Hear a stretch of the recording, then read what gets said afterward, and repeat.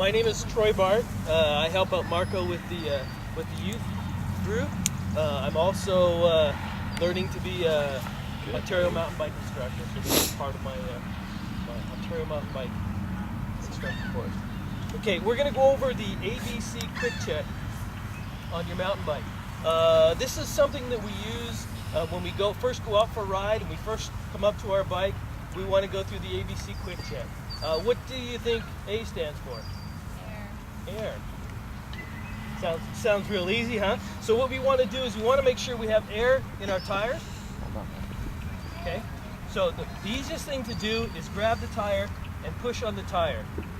You'll notice that if it's properly inflated, that your thumb won't be able to push into the tire. You just be able to feel it firm. Okay, this one says inflate to 35 to 65 psi. Can everybody find that on their tire? Where it says your inflation pressure?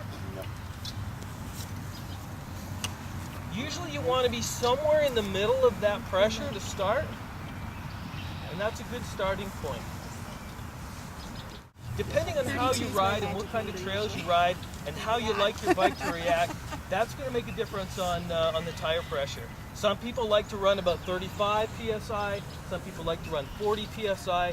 What you want to do is check the tire and ride it, and if the tire's not bouncing off of objects, and it's riding really smooth, then that's a good tire pressure to be at. If you have too low of a tire pressure, you run the risk of what's called a pinch flat. And what that is the wheel actually coming down on a rock or a stick and pinching the tube inside and giving you a flat. So we don't want that. We want to keep our pressure high enough that we don't get pinch flat, but low enough that the tires aren't bouncing off of rocks and objects. Okay? The other thing we want to do when we do the check on our air is we want to check the tire out.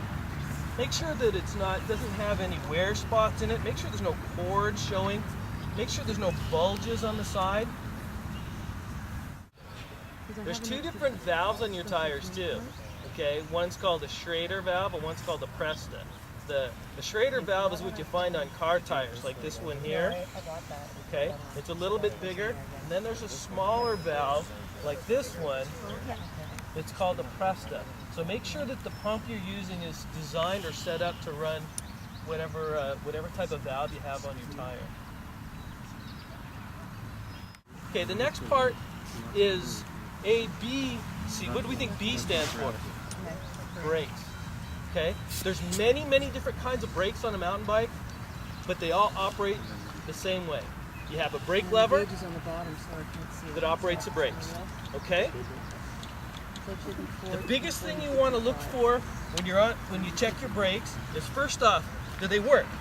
If you push on the front brake, does your front wheel lock up? If you push on your back brake, does your back wheel lock up? Okay. The other thing you want to look for is make sure that the lever doesn't contact your bar. That you have at least one thumb's width between your lever and your bar. And that's just a safety feature, that if all of a sudden you have to grab your brakes and you happen to have your thumb wrapped around your handlebar and you grab your brakes, the brakes might not work because your thumb's in the way. So we want to still, even if you do have your thumb wrapped around the bar for some reason, you can still grab your brakes and the brakes are still going to work. The other thing to look for is, do you have enough brake pads? And make sure that they are aligned with the wheel, that they're not sitting below the wheel, or that they're not actually contacting the tire.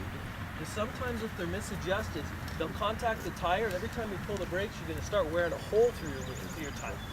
So it's on the rim? So make sure it sits nice and square on the rim. Yeah. So we've done the A, we've done the B, we're now on to the C. What do you think C stands for? Starting to go down. It didn't have lights or anything. Carbs? No. Components? Very good. Very close. Components, meaning the chain, the crankset, and the cassette. Okay, so this is your chain, of course. This is your crankset. I can't see any. And this is your Still cassette. stopping okay. So what we want to do is make sure that, first off, is the chain is the chain on the bicycle? Is it on properly? So the best thing to do, just to give it a quick once over, is to take and spin it. Make sure it spins. Make sure the chain works properly. Is everything working and not binding up on you? So we want to make sure that the chain spins freely, that the chain is lubed. The chain isn't too dirty, has too much lube on it. When we lube the chain, we want to make sure that we put lube right on all these barrels. Okay? Then what you do after you install the lube is you just want to wipe off all the excess. The reason you want to wipe off the excess oil is because that will attract the dirt, and we don't want to do that. And the chain actually needs to be lubed just down inside those barrels on the chain. The rest of the chain doesn't really need anything. So do we do that every time we go out on the... It's not, good question. It's not necessary to do it every time you go out, but if you take a look at the chain and you give it the spin, yeah, it's all right. It's got a little bit of, you can see a little bit of wetness to it. That's great. So C, the cassette, the chain, and the crank set. The other thing you want to do is after you give it a spin, make sure everything's working fine, is take and grab your crank arm and wiggle it back and forth. Pull it towards you. Is there any wiggle in it there? Do we have any wear in the bottom bracket? Should that be tightened up? Are those crank arms about ready to fall off? Those are the things we're looking for. The next step, ABC, quick. What do we think quick means? Get on.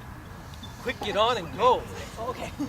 No, there's a lot of quick releases on a bike. So you want to take a look at all your quick releases. The big basic one is your front wheel.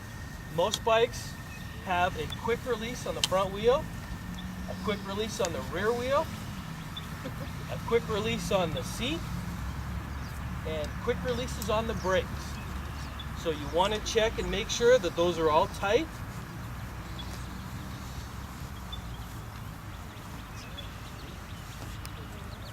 Your quick release, when you pull it straight across like that, should start to tighten up at that point. So you've got your quick release. As soon as you pull it straight across or 90 degrees to the bike, it should start to get tight. The extra little bit is to snug it down. The other thing is you want the quick releases on a mountain bike, the ends to face rearward. Okay, the last part is ABC quick check. Last thing you want to do is just check over the bike. If you see any problems, is the top tube in two pieces? That would be a bad thing. Is the shock still working fine? Stand over the wheel. Grab the front handlebars. Do your handlebars move? Do they feel like an integral part of the bike or no?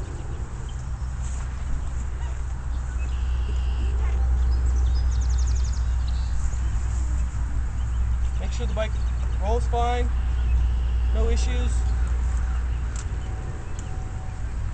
You'll drop. Yep. Don't have any loose pieces. Real easy. Okay, so we've got A, which is air and tires, B, which is brakes, C, which is chain, cassette, crank, quick, which is your quick releases, and check. Just give a good check over. Now, how long do you think that usually takes when you go and grab your bike? About a minute? Yeah, because all you really have to do is grab your bike, check your tire pressure, make sure everything spins,